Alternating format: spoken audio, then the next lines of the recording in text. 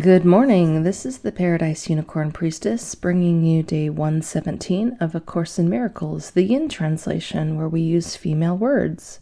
This would be April 27th if you are starting at the new year. The light of communication. The journey that we undertake together is the exchange of dark for light, of ignorance for understanding. Nothing you understand is fearful.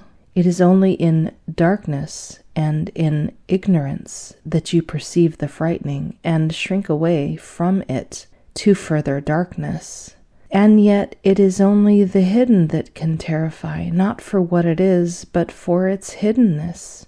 The obscure is frightening because you do not understand its meaning. If you did, it would be clear and you would be no longer in the dark. Nothing has hidden value, for what is hidden cannot be shared, and so its value is unknown. The hidden is kept apart, but value always lies in joint appreciation. What is concealed cannot be loved, and so it must be feared. The quiet light in which the Holy Spirit dwells within you is merely perfect openness, in which nothing is hidden and therefore nothing is fearful. Attack will always yield to love if it is brought to love, not hidden from it. There is no darkness that the light of love will not dispel, unless it is concealed from love's beneficence. What is kept apart from love cannot share its healing power, because it has been separated off and kept in darkness. The sentinels of darkness watch over it carefully, and you who made these guardians of illusion out of nothing are now afraid of them. Would you continue to give imagined power to these strange ideas of safety? They are neither safe nor unsafe. They do not protect, neither do they attack. They do nothing at all, being nothing at all. As guardians of darkness and of ignorance, look to them only for fear, for what they keep obscure is fearful. But let them go, and what was fearful will be so no longer. Without protection of obscurity, only the light of love remains, for only this has meaning and can give in light. Everything else must disappear. Death yields to life, simply because destruction is not true. The light of guiltlessness shines guilt away, because when they are brought together, the truth of one must make the falsity of its opposite perfectly clear. Keep not guilt and guiltlessness apart, for your belief that you can have them both is meaningless. All you have done by keeping them apart is lose their meaning by confusing them with each other. And so you do not realize that only one means anything. The other is wholly without sense of any kind. You have regarded the separation as a means for breaking your communication with your mother. The Holy Spirit reinterprets it as a means of reestablishing what was not broken, but has been made obscure. All things you made have use to her for her most holy purpose. She knows you are not separate from God, but she perceives much in your mind that lets you think you are. All this and nothing else would she separate from you. The power of decision which you made in place of the power of creation, she would teach you how to use on your behalf. You who made it to crucify yourself must learn of her how to apply it to the holy cause of restoration. You who speak in dark and devious symbols do not understand the language you have made. It has no meaning, for its purpose is not communication, but rather the disruption of communication.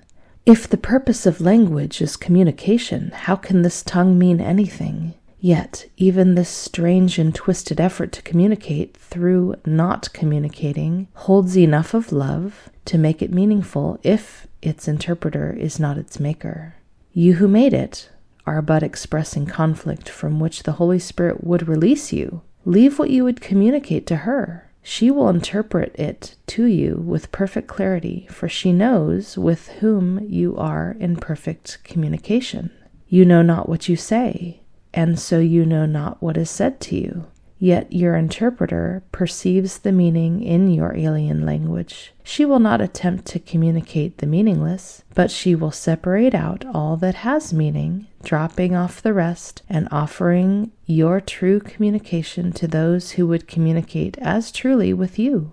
You speak two languages at once, and this must lead to unintelligibility. Yet, if one means nothing and the other everything, only that one is possible for purposes of communication. The other but interferes with it. The Holy Spirit's function is entirely communication. She therefore must remove whatever interferes with communication in order to restore it. Therefore, keep no source of interference from her sight, for she will not attack your sentinels. But bring them to her, and let her gentleness teach you that in the light they are not fearful, and cannot serve to guard the doors behind which nothing at all is carefully concealed. We must open all doors, and let the light come streaming through. There are no hidden chambers in God's temple. Its gates are open wide to greet her child. No one can fail to come where God has called her if she close not the door herself upon her mother's welcome. There's this perfect passivity to God as it is explained in A Course in Miracles, this perfect waiting for our invitation, this perfect unwillingness to ever push against us, which is why I find it so meaningful to think of the divine as yin energy. Yin only gives and yields and invites. All right, Lesson 117. Review of Lessons 103 through 104. For morning and evening review. 103. God being love is also happiness. Let me remember, love is happiness, and nothing else brings joy, and so I choose to entertain no substitutes for love. 104. I seek but what belongs to me in truth. Love is my heritage, and with it joy. These are the gifts my mother gave me. I would accept all that is mine in truth.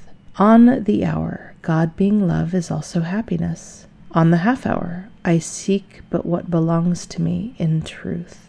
That is all. Happy practicing.